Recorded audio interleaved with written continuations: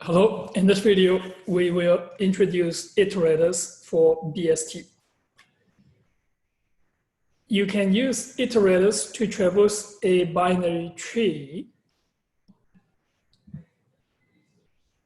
We introduced iterator for the linked list class in the preceding chapter. Iterators are very useful to provide a uniformed way for traversing the elements in a container. Every iterator class has the same pattern, so they are very similar. This section defines an iterator class for traversing an element in BST. This is the iterator, and this is the private data field current, and this is the vector used internally to store the elements. So we have this is the current pointer in the iterator, and these are the constructor here, and this is the operators, and so that's all. Now, this class is implemented in listing 21.3. So let's look at listing 21.3. So let's see, this is right here. It's the iterator.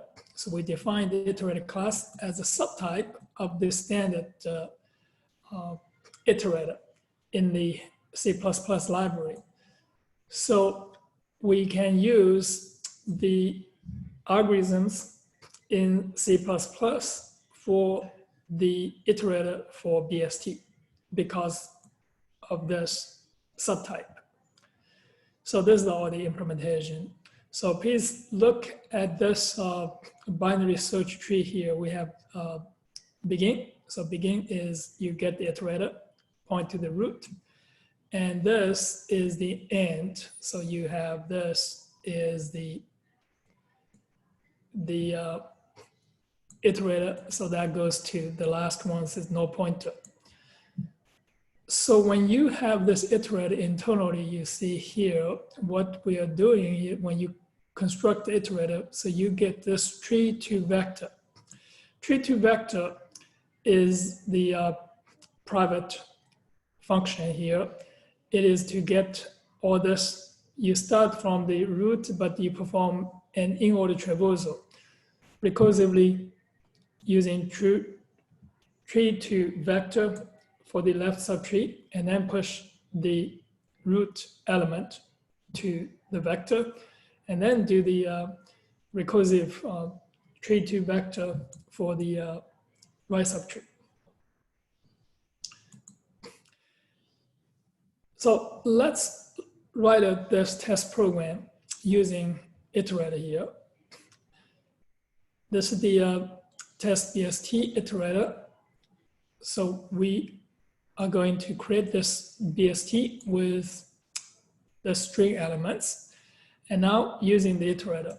So here get the begin, and now this all the way travels to the end. So every time you're going to go to next. So please note that internally, the binary search tree now using the iterator is actually map all the tree to the vector using the in-order traversal. You can rewrite this code using a for each loop. So for example, I'm going to rewrite it using a for each loop. It is going to be, so here we are going to have a string element S in the tree, and then we're going to perform this is S.